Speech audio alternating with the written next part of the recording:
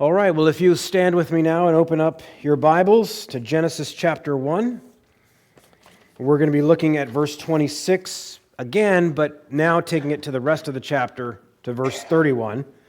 And be reminded as you turn there that this is God's holy word. It is inspired by the Holy Spirit, and every single word of it is inerrant. That means without error of any kind, and it is the only final authority in all that we are to believe and do.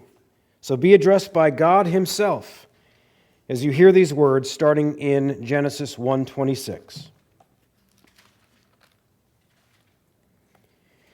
Then God said, "Let us make man in our image, after our likeness, and let them have dominion over the fish of the sea and over the birds of the heavens and over the livestock and over all the earth and over every creeping thing that creeps on the earth." So God created man in His own image. In the image of God He created him. Male and female He created them. And God blessed them. And God said to them, "Be fruitful and multiply and fill the earth and subdue it, and have dominion over the fish of the sea and over the birds of the heavens and over every living thing that moves on the earth." And God said, "Behold, I have given you every plant yielding seed that is on the face of all the earth, and every tree with seed in its fruit. You shall have them for food. And to every beast of the earth, and to every bird of the heavens, and to everything that creeps on the earth, everything that has the breath of life, I have given every green plant for food." And it was so. And God saw everything that He had made, and behold, it was very good. And there was evening, and there was morning, the sixth day. Let us pray. Father, help us to attend to your word now. Challenge us now by the power of the Holy Spirit to be convicted over treasured idols that need to be rooted out, and to make us instead see not just a blank slate where we accept these things as true, accept our sins and our errors as false, but more than that, that we would actually be enthusiastic for the great vision that you have set before mankind. That though we have lost it in sin, yet in Christ it has been redeemed and is being restored, even as it will be fully restored in the new heavens and new earth. Lord, help us to see these things now and what this demands of us. Write this word upon our hearts and change us for His glory. In Jesus' name, amen. Amen. You may be seated. The title of the message today, just like last week, the essence of the image of God. You see the connection now? We're turning the lens in, I guess you could say. And one of the reasons I read 26 again is because dominion first shows up there. It says one obvious reason. But then also just to make that connection. The title here is the vocation of the image of God. Same image, that's why last week's is so important. If you didn't hear last week's, please go back online and listen to it. Just make some connections because not that things won't make sense today if you didn't hear it, but it'll make more sense. Let's just say that. If you remember those 4 different attributes of the image of God, well, that's going to play out in the more specific calling. Now He's getting to purpose. I mentioned briefly last time those 2 words that were used in the Hebrew, image and likeness, tselem and demut. And there's the whole debate about, is that sort of like a parallelism in Hebrew, where He's just reinforcing the same thing with 2 different words, or is it actually 2 different aspects or things? And maybe it's both. Something of that going on. Well, there's more shades of meaning even than that. So, for example, a lot of commentators point to the fact that this is a royal representative or a vice regent. In fact, the root for this word, the likeness, actually comes from a word that means something like carve. We think of carve in the context of the law of Moses as far as carving a graven image. And actually, there's a connection there. Richard Belcher, for example, in his commentary says, in some views in the ancient Near East, only the king partakes of the divine image. You know that just from history. I'm going to interrupt him for a second. Just whatever it is, whether it's Chinese culture or Egyptian culture, where they speak about the son of heaven, or even in, Roman, the son of the god. Augustus Caesar thought himself as that. That's reflected in all sorts of ways. So you understand that. But in the Near East, only the king partakes of the divine image. For example, a statement to one King Esarhaddon of Assyria asserts, quote, "A free man is the shadow of the god. The slave is the shadow of the free man. But the king, he is like unto the very image of God." However, Belcher says, in the scriptural account, every human being is made in the image of God, and thus takes on a royal, kingly function within creation. So what he's saying there, and a lot of commentators say, is that another aspect of this image, I'm just going to keep drawing out more and more aspects of it each week, is as a royal ambassador or representative, or some will say a vice-regent of God, representing him on the earth. There's another commentator, Hart, who takes this even further. He says, in the ancient Near East, it was widely believed that a God's spirit lived in any statue or image of that God. By the way, he's not saying, so Moses is just copying that error. That's not what he's saying. He's saying, if a people are familiar with an idea, God, by his Holy Spirit, can correct an idea, but the idea that they're familiar with becomes sort of a circumstance or a helpful launching pad for that. That's all he's saying.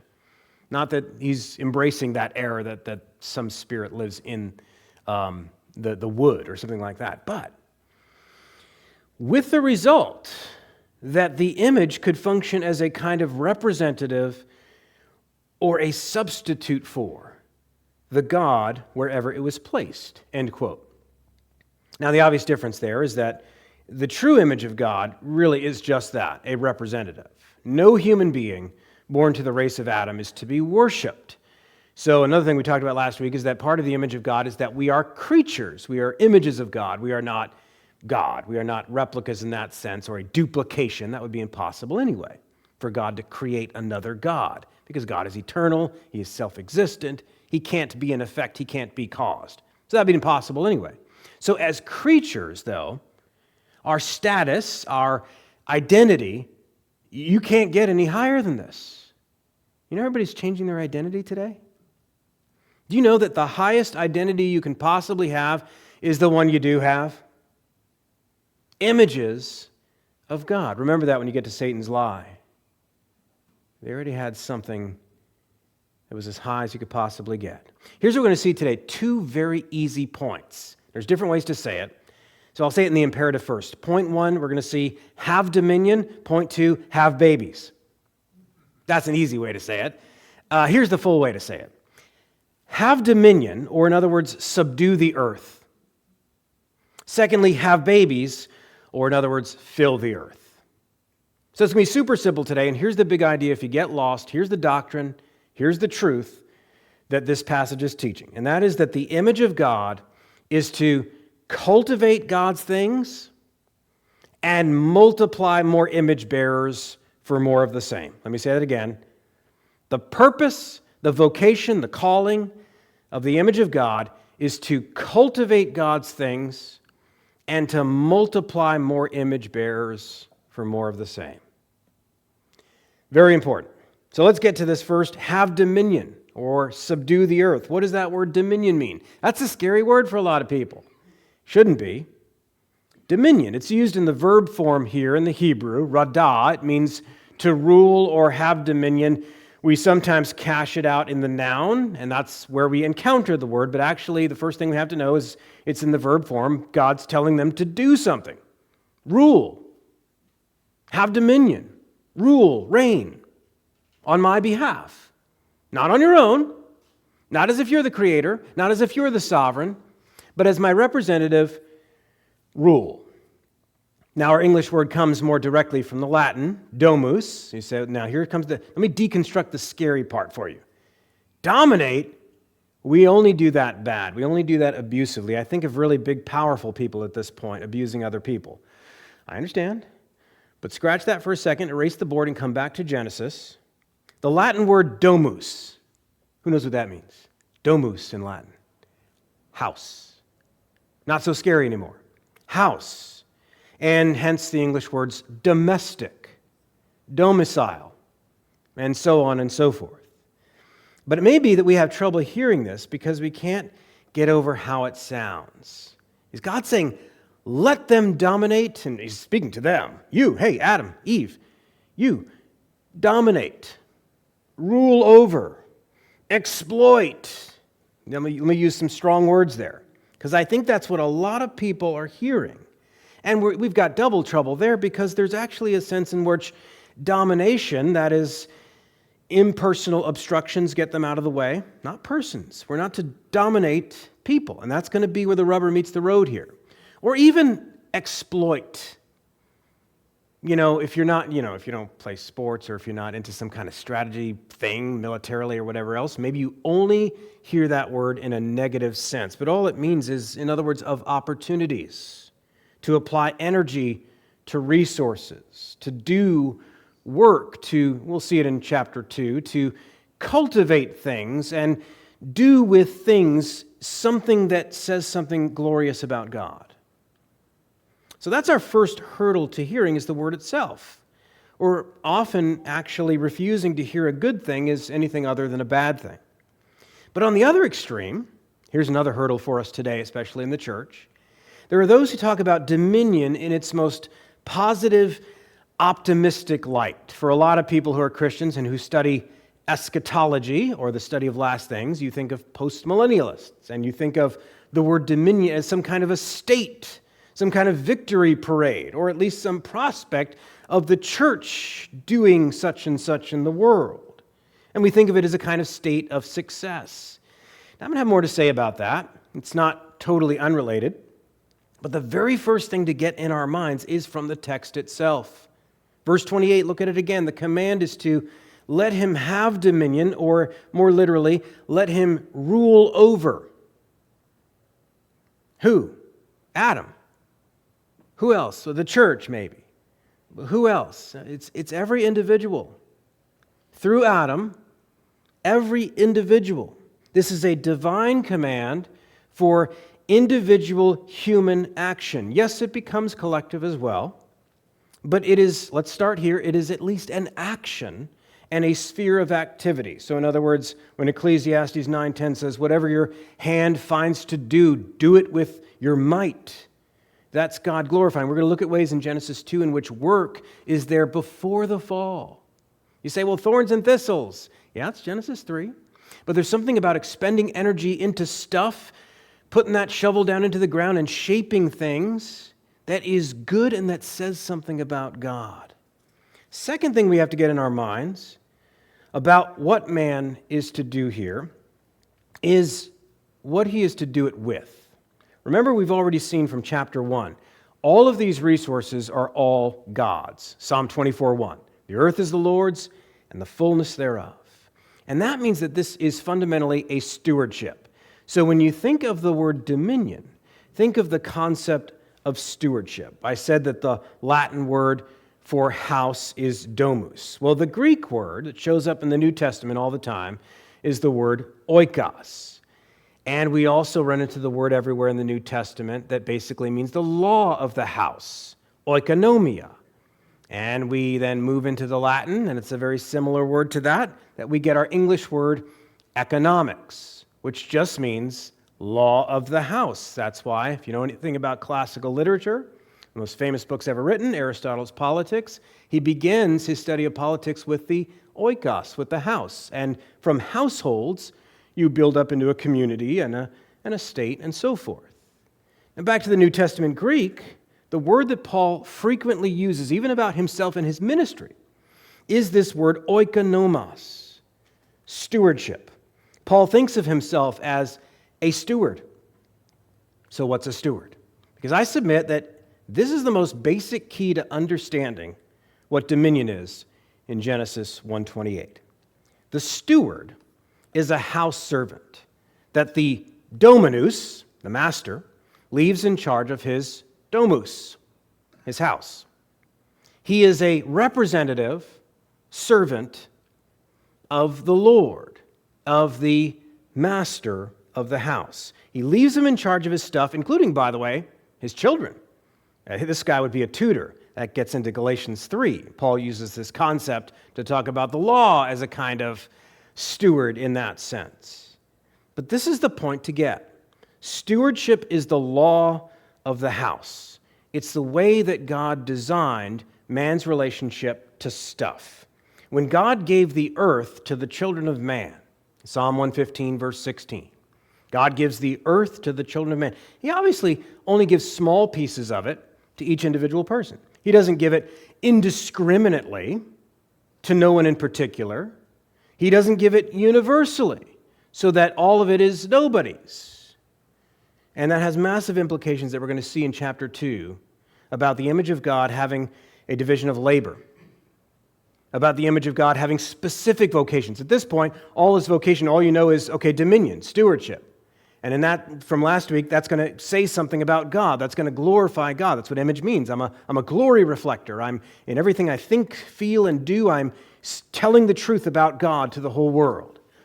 But then in chapter 2, we're going to see specific vocations within that vocation for man versus woman. It's going to be highly offensive. I just want to say that right up front. I enjoy it. Because we need to be duly offended by that. Because we are I'll say psychotic. We are demonically wrong about this. So I want to shock you with God's very simple teaching about what a man and a woman are. We're going to see also, this will offend people too, you might be surprised, the image of God is local. He can't do anything. It's a very small, very short wingspan. Well, we'll see about Adam as he puts that shovel down into the Garden of Eden. But if we combine, and this is the last thing I'll say about this first point, if we combine this idea of stewardship and dominion from Genesis 1:28 with this idea, the new idea from this week, of royal representation, what do we have? Notice first, in the text, look down, 3 things. Things that are placed under man. In verse 26 and 28, you'll see twice all of animal life. It's placed under man. Verse 29, all of plant life for food. I know some people will want this resolved right away today. Were they vegetarians before the flood? I'm going to get to that when we actually get to Genesis 8 and 9, when this is reaffirmed. Okay? So, suspense. And then thirdly, over all the earth in verse 26. People miss that one. Animals, plants, no, subdue the earth in some sense. What's that all about? Well, if you travel back up that chain of being from the impersonal ground, earth, to vegetation, to animals, we then rise to the throne and the crown of creation. As one commentator says, mankind is to rule the creation as benevolent kings. You say, well, yeah, but you only do these things as evil exploiting, blah, blah, blah. I understand that, and we'll talk about sin and the distortion of the design. But you can't talk about a distortion of a design unless you embrace the goodness of the design. That's why the Bible starts here. One more word can throw us off here. Haven't talked about it yet. Subdue. Kavash in the Hebrew, which can even mean bring under subjection or even bondage in some contexts. Get these things locked down. The idea of subduing raises the question for a lot of people about what evil might be anticipated before the fall. We've already hinted at that question with the separation of light and darkness. Why would he say that before the fall? You could do that, by the way, about chapter 2 when he says about man, it is not good. So wait, we're not at chapter 3 yet. How can he say that anything's not good? So you actually see a couple of instances before the fall where God is anticipating for us something that must be good in response to something that will be evil. He's doing us a huge favor here. The idea of subduing. Well, along those lines, because a lot of people start to think, does this anticipate maybe the purpose of the sword and civil government?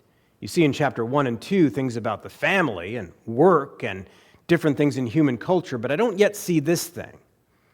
Well, Bruce Walke in his commentary helpfully describes what is here, quote, a twofold destiny: to procreate in spite of death and to rule in spite of enemies.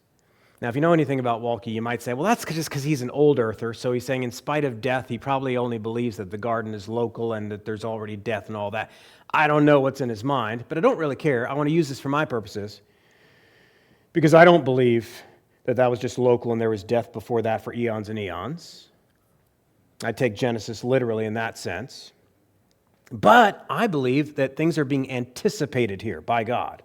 He's giving us a gracious peek forward and showing us that there are some things good that will play a good function after the fall in ways that make you feel dirty right now, in ways that make you feel bad, and ways that make you say, yeah, but we only do that bad.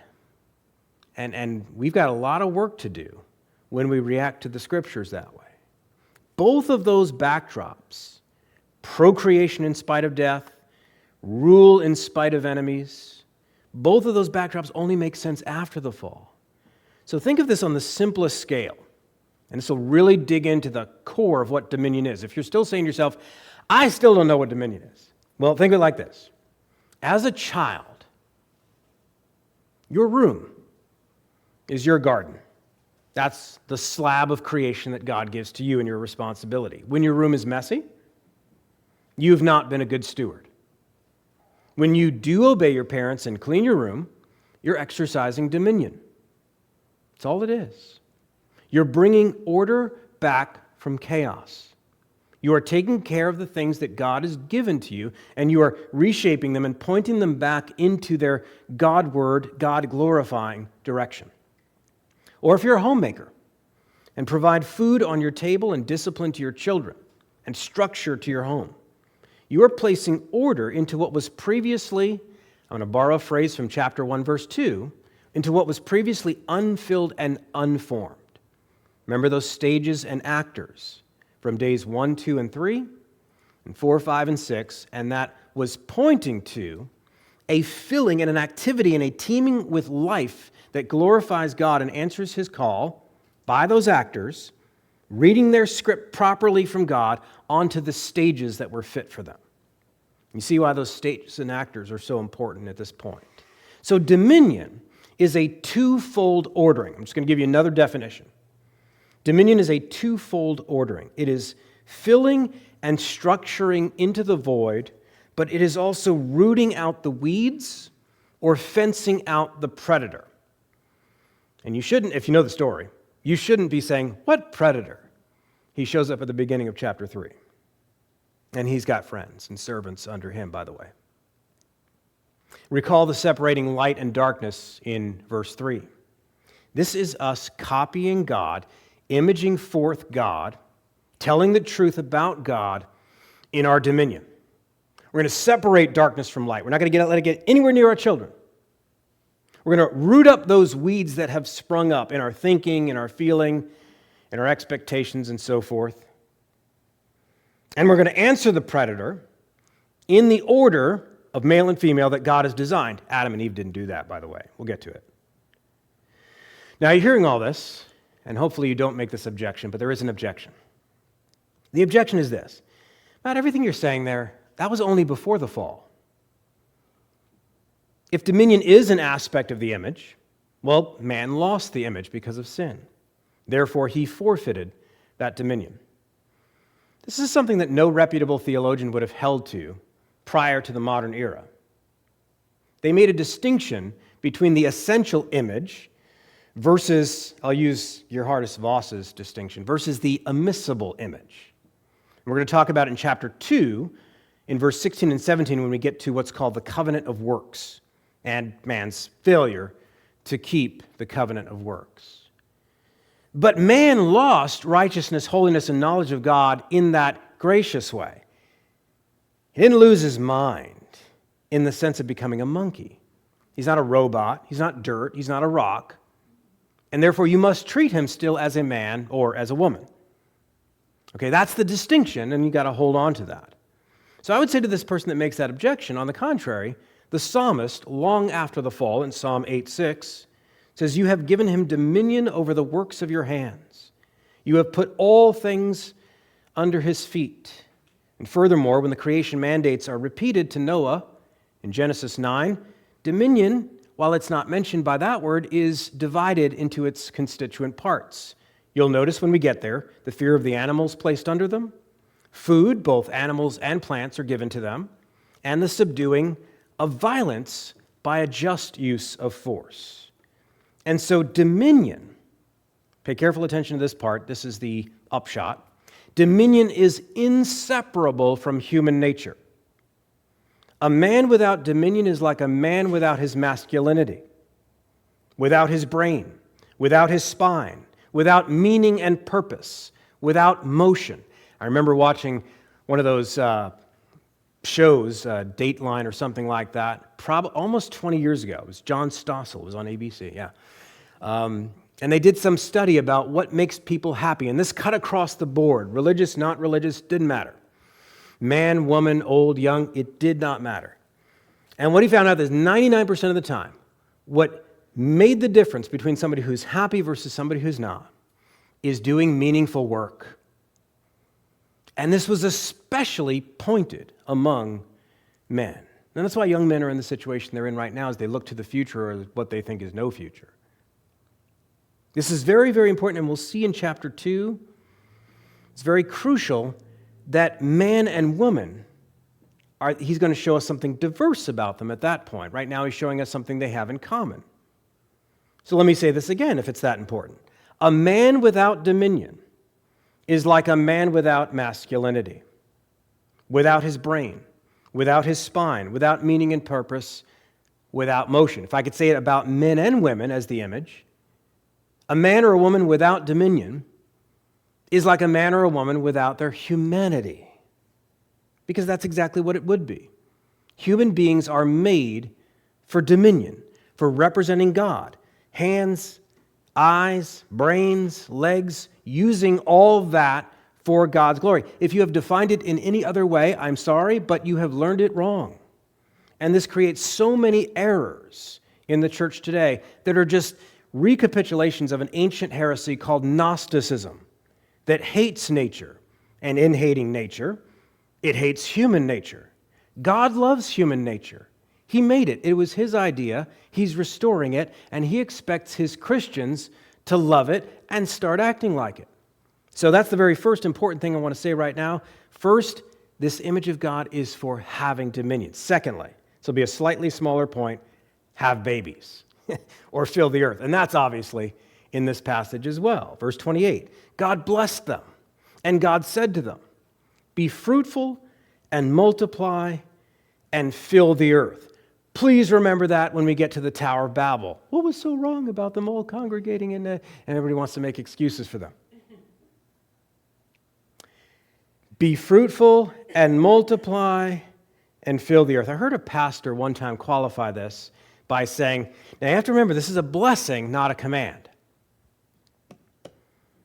Okay, it is a blessing. I caught that in the first part of the passage. But this flies in the face of the text because God is depicting here as speaking to them. That's an imperative, any way you slice it. So I had to ask myself, as I always do, who's he arguing against? What is he reacting to? There's always that dynamic happening here. What's the error? What's the abuse that he's reacting to? And it wasn't hard to figure out. It was a legalistic view of fruitful and multiply. You ever hear the full quiver movement? I'm not sure if they're a movement or what. Listen, let me just say this right up front. If God in His sovereignty should handle me like Job, and I lose everyone I love, God forbid, but I would like to think, and I'm not this kind of person, I'm sinful, but I would like to think that I would be the kind of person who, when I saw a picture at Easter time of a Christian family in front of a church with like 10 kids smiling, that I would rejoice with them. Okay, we'll come back to this because there's legalistic, what's the problem here though? We want to blame the wrong things when there's an error, not the right things. Sorry, we want to blame the right things which are wrong. Legalism, as it always does in every other issue, makes one size fits all. Ignores the sovereignty of God in His personal dealings with individuals, like the man born blind. He doesn't look like he's exercising dominion very well. But Jesus said to the disciples when they asked him, is it because he sinned or his parents sinned? And Jesus didn't deny that sin was involved, but he did say, you're missing the show. Here's what's happening here. This was for the glory of God. So that's the problem legalism is making here. Not that lots of children are not good after all. No, this text is saying they're good. So what's the problem here? In the Bible, righteous Hannah was barren, 1 Samuel 1:2. Was she disobedient? No. She's righteous, and it's very clear she's one of the most righteous people in the Bible. What do we do with that? We swing the pendulum, we run into the legalists, and we start thinking through our bruises instead of our brains. And we swing the pendulum all the way over, and we begin to blame the wrong things. In the bearing of children, God's glory is at stake. And God's glory and man's vocation actually come together here. Start with the psalmist in Psalm 127, 3-5. He says, behold, children are a heritage from the Lord, the fruit of the womb a reward. Just before the fall, though. No. Are, currently. The fruit of the womb a reward. Like arrows in the hand of a warrior are the children of one's youth. Blessed is the man who fills his quiver with them. He shall not be put to shame when he speaks with his enemies at the gate. See, it's in the Bible. Full quiver. Good thing. A few quick observations about that verse and how that ties in. First, it's called a heritage and a reward, reaffirming the pronouncement in Genesis 1 that he blessed them with it, that it's good. Secondly, this heritage and reward is not intrinsic, it's extrinsic. In other words, it doesn't glorify me as, I got more kids than you. Or my kids turned out such and such a way, and your kids turned out such and such a way. No, it is not intrinsic. It doesn't glorify this way. It glorifies this way to God. It is not ultimately about the man's line, considered as an end in itself. It's not even about the children's happiness, considered as an end in itself. They are compared to arrows, which are for what? Killing enemies. It's compared to a kind of honor in society. That's what he means by that they will not be put to, the father, the husband, will not be put to shame at the gate.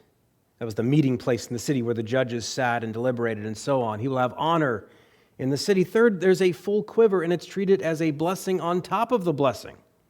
So that having many children is considered an intensification of the same good.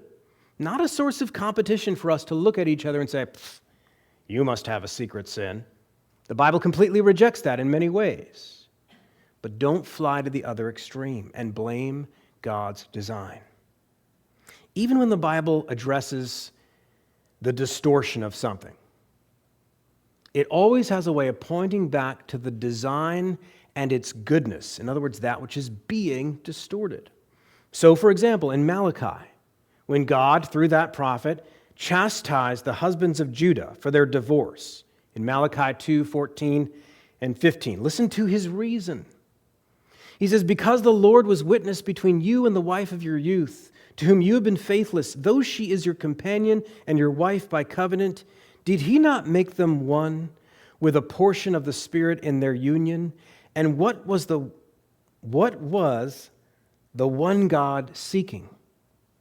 Godly offspring. That sounds familiar. It sounds like Genesis 1:28. If we read back into Genesis 1:28 through that distorted lens of Malachi 2:14 and 15, what can we see? We can see, first of all, that the Lord makes all marriages, as Jesus teaches in Matthew 19:4 and 5. He points back to Genesis as well. And the Malachi text points to a link between the social design of the image of God and God making all of those marriages. He does what he does in marriages, not just Christian marriages, by the way. This is a creational ordinance, whether the unbeliever understands that or not. That God has done this to seek a certain product, a godly offspring. Christian, let's just say it, Christian children.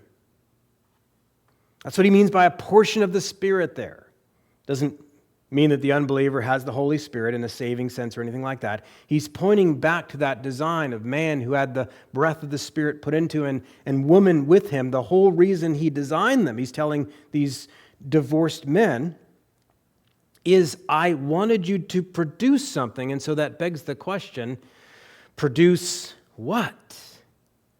Well, if you're there in the Matthew series, remember one of the little, I don't want to say parables of Jesus, but almost like an acted out parable. Remember the fig tree just outside of Jerusalem. And it didn't symbolize an individual human. It symbolized Jerusalem as a city and the city of God. And we saw that represented that Israel was not producing something, that they were called in Isaiah God's tree, God's vine, and so forth. Well, as the man in Genesis is the image in his way, the woman in Genesis is an image in her way. And here, what's in view is the fruit of children. So the very next psalm, from the Psalm 127 we read, Psalm 128, verse 3, says, your wife will be like a fruitful vine within your house. Your children will be like olive shoots around your table. I hope you're not distracted by thinking, well, I was this, and I know this guy, and comparisons of so on, and it's too late for me, or all these different things. Just try as best you can to wipe that from your mind right now. Because what we're doing there is we're allowing the devil to make us distracted from the goodness of the design. What he's doing there is he is raising something to himself, and you're supposed to think of your being a man or being a woman in that light. Childbearing and child rearing are produce unto God. It's a hard teaching today. It's always been a hard teaching when there's things like barrenness or just a high mortality rate in the past. So it's really always been a hard teaching. But at least people had their heads screwed on straight. Today it's a hard teaching because we can't even think about this.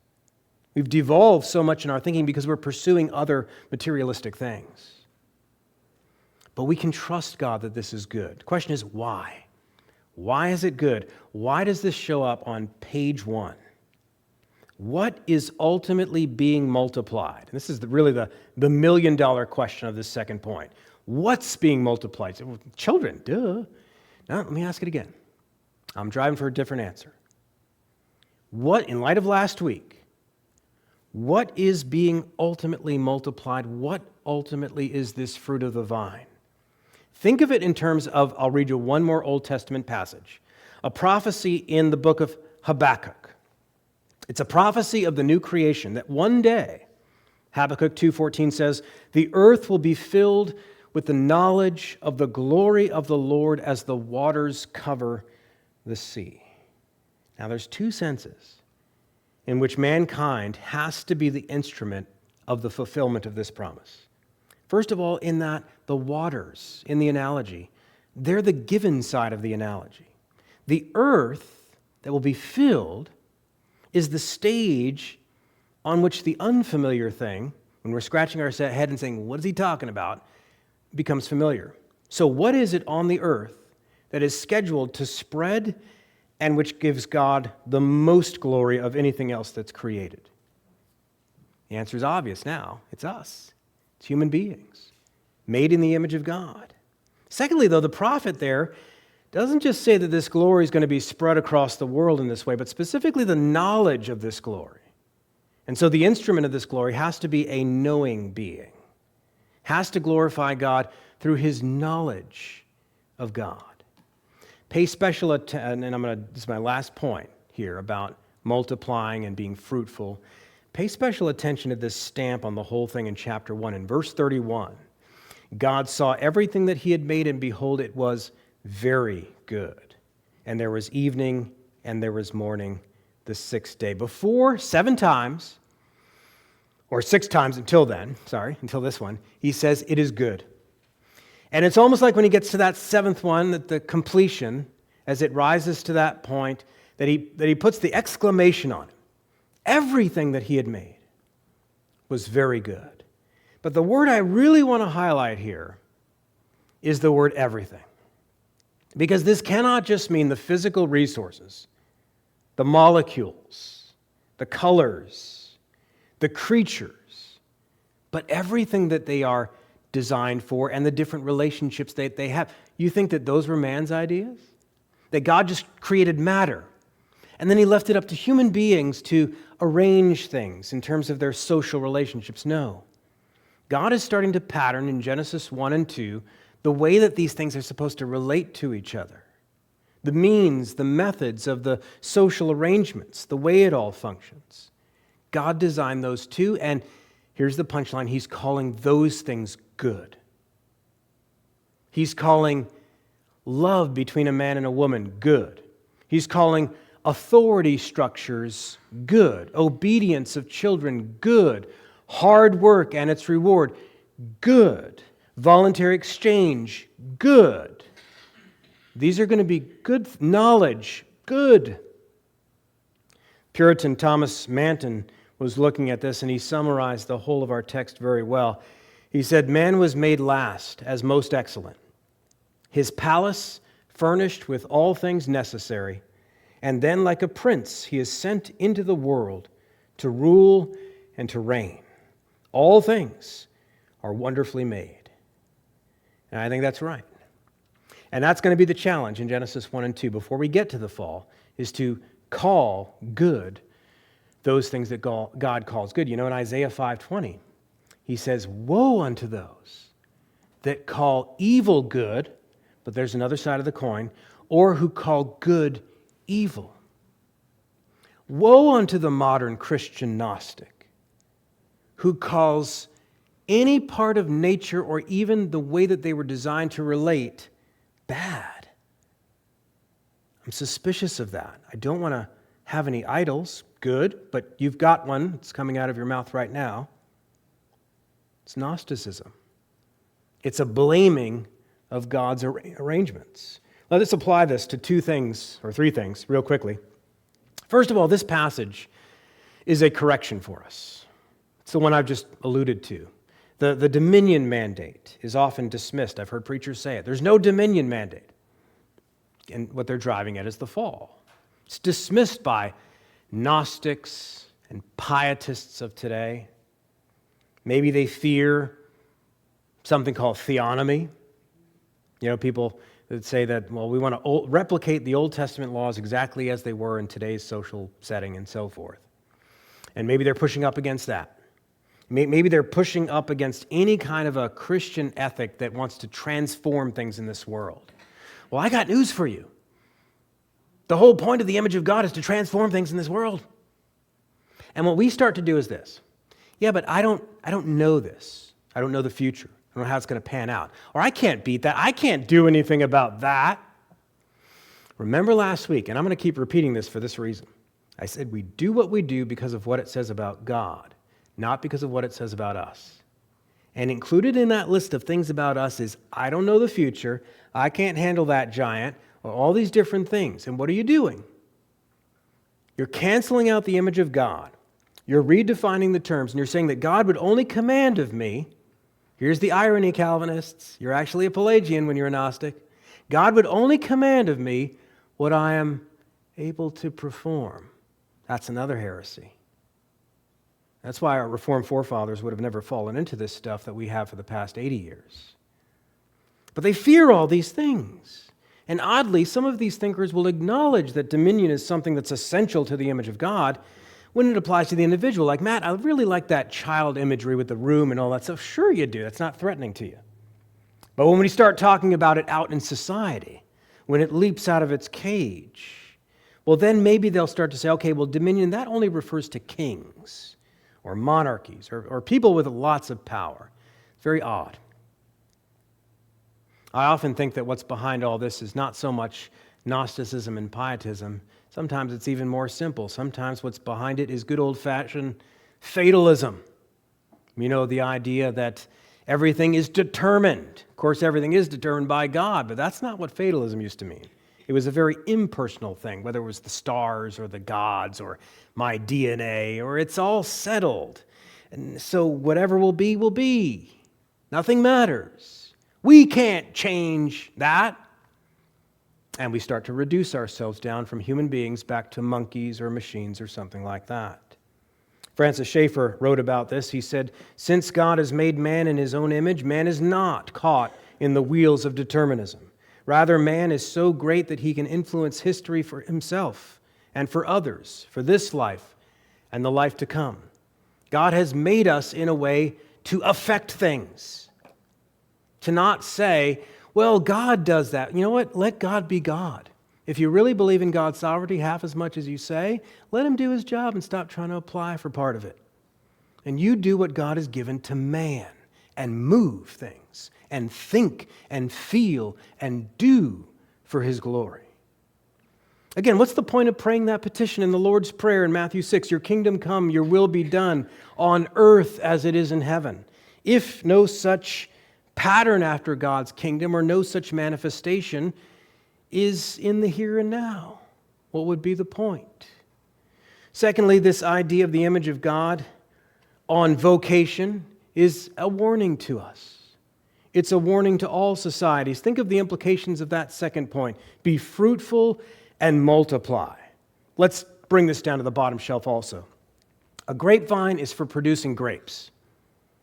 An apple tree is for producing apples. Remember, each according to his kind earlier? Human procreative capacities are for producing children. I didn't say that's all they're for. I'm not Roman Catholic, okay? But I'm just trying to make a point here. This is central to the design. For millennia, people understood this. They understood that to multiply for 2, that means you better have 4 or more, or you ain't going to be no more. People understood that. But about 100 years ago in the West, we decided to be so smart that all that's very oppressive. And after all, there's an overpopulation problem. And conservative Christians tried to warn them the other way that there's going to be trouble thinking that way. And lo and behold, all the social scientists and everybody have now realized, what have we done? There's an underpopulation problem in the West especially. Well, surprise, surprise. You tried to go against God's design. Now, that's not happening everywhere. In the Muslim world and among Eastern Christians, they didn't listen to the modernists and the materialists, and that's why they're flourishing. When the creation mandate is disobeyed by a people, that people will literally be wiped off the face of the earth, period. Every time in history, no exception. So there is this warning from the text against deviating from God's design. Finally, last application of this, in Christ, God is redeeming dominion, even now. There's the good news here. You know, listen to some of this stuff, and there's going to be more stuff that's going to hammer us from Genesis 2, and you're going to be thinking, but I am not like that. Join the club, none of us are.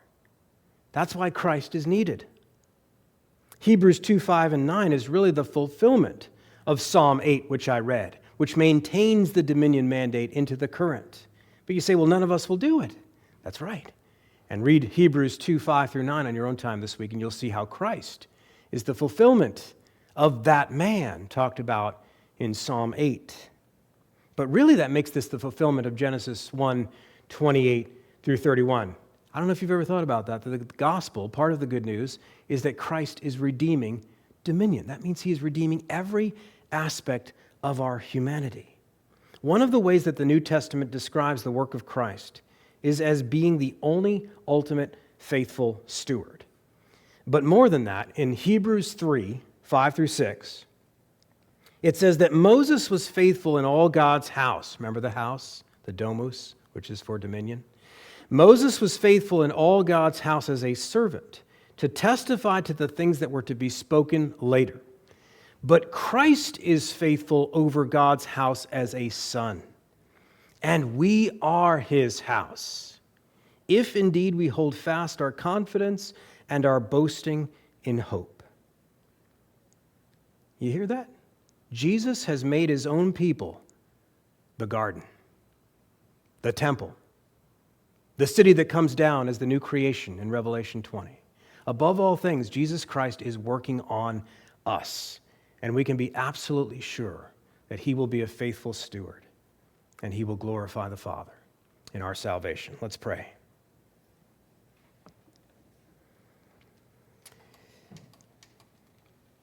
Father, we thank you for the dominion of Christ above all, that as the true last Adam, He goes before us, not to wipe away this obligation of ours, but to sanctify it.